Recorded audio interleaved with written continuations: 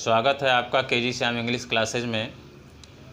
आज मैं विशेष स्ट्रक्चर के साथ उपस्थित हुआ हूं। जैसे आप पूरा टेंस पढ़ लेते हैं, लेकिन कुछ विशेष प्रकार के सेंटेंसेज ऐसे होते हैं जिनको आप ट्रांसलेट नहीं कर पाते हैं। जैसे आप इन वाक्यों को देखें, चाहे तुम पढ़ो या ना पढ़ो मैं तो पढ़ाऊँगा ही। जैसे दूसरा वाक्य आप देखें, चाहे तुम नाचो या ना नाचो वह तो नाचेगी ही। चाहे वह आए या न आए मैं तो जाऊंगा ही। इस तरह का अगर सेंटेंस होता है तो ऐसे वाक्यों को कैसे अंग्रेजी में ट्रांसलेट करते हैं, अंग्रेजी उसकी कैसे बोली जाती है, क्योंकि यह एक व्यवहारिक जीवन का, इस तरह का जो सेंटेंस है व्यवहारिक जीवन में बोले जाते हैं। इसमें हिंदी में आप क्या देख रहे हैं, हिंदी में सबसे पहले शब्द जो आ रहा है चाहे, और इसके बाद सब्जेक्ट एक आ रहा है, फिर वर्ब आता है, फिर या और फिर न आता है, उसके बाद वही वर्ब फिर रिपीट होता है। जैसे चाहे तुम पढ़ो या ना पढ़ो, यानी कि पढ़ो जो वर्ब है वह 2 बार है। यहाँ ध्यान दीजिएगा कि वह वर्ब 2 बार है। और इसके बाद फिर दूसरा सेंटेंस आता है, यानी कि एक दूसरा सब्जेक्ट आता है और फिर उसके अनुसार उसका वर्ब आता है। जैसे चाहे आप लोग पढ़ें या ना पढ़ें मैं तो पढ़ाऊँगा ही। इसमें आप ये देख रहे हैं कि 2 सब्जेक्ट है, यानी कि चाहे तुम, एक सब्जेक्ट हो गया तुम और दूसरा हो गया मैं तो पढ़ाऊँगा ही। यानी कि 2 सब्जेक्ट होता है और उसमें कंडीशन होता है, एक कि चाहे तुम ये काम करो या ना करो, और फिर अगले सेंटेंस में कोई दूसरा सोचना होता है। अब इसका जो अंग्रेजी रूल है इसको आप देखें।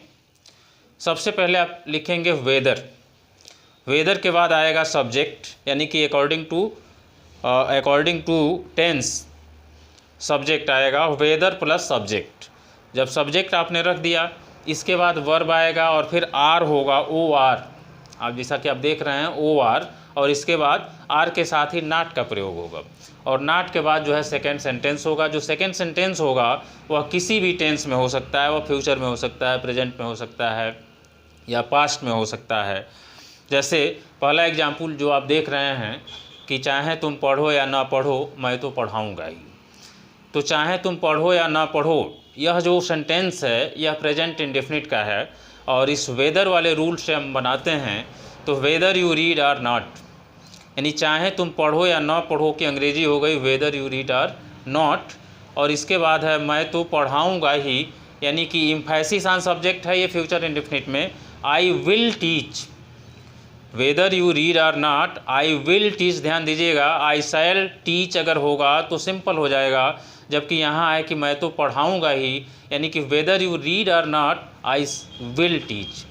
दूसरा सेंटेंस है चाहे तुम नाचो या ना नाचो वह तो नाचेगी ही। Whether you dance or not, whether you dance or not ये हो गया चाहे तुम नाचो या ना नाचो, और जो दूसरा पार्ट ऑफ सेंटेंस है वह तो नाचेगी ही। इसका मतलब सी शैल डांस, यहाँ भी ध्यान देना है कि सी विल डांस नहीं, क्योंकि इसमें भी एम्फेसिस है। सी विल डांस का मतलब है वह नाचेगी, और सी शैल डांस का अर्थ हो जाएगा वह तो नाचेगी ही, और यहाँ एम्फेसिस आपको देना है। अब इसका ये मतलब नहीं है कि पहला जो सेंटेंस है वह प्रेजेंट में होगा और दूसरा जो सेंटेंस है वह फ्यूचर इंडेफिनिट में होगा। जो दूसरा सेकेंड पार्ट ऑफ जो सेंटेंस है वह किसी भी टेंस में हो सकता है, मॉडल में भी हो सकता है। जैसे कि आप देख रहे हैं कि चाहे वो आए या न आए तुम्हें तो आना ही चाहिए। Whether he comes or not, अब ये हो गया चाहे वह आए या न आए तुम्हें तो आना ही चाहिए। तो whether he comes or not, इसकी इंग्लिश हो गई whether he comes or not, उसे तुम्हें तो आना ही चाहिए, you must come. Whether he comes or not you must come. इस तरह का विशेष स्ट्रक्चर वाले सेंटेंस को अगर आप लाइक करते हैं तो इस वीडियो को लाइक करें, शेयर करें, सब्सक्राइब करें और बेल आइकन को दबाएं, ताकि इस तरह का विशेष स्ट्रक्चर वाला सेंटेंस जब भी मैं वीडियो अपलोड करूं तो आपके पास उसका नोटिफिकेशन तुरंत जाए। धन्यवाद। अगर कोई चीज़ समझ में न आ रही हो तो कमेंट सेक्शन में आप कमेंट करके पूछ सकते हैं, मैं उसको और ज़्यादा डीपली स्पष्ट करने का प्रयास करूँगा।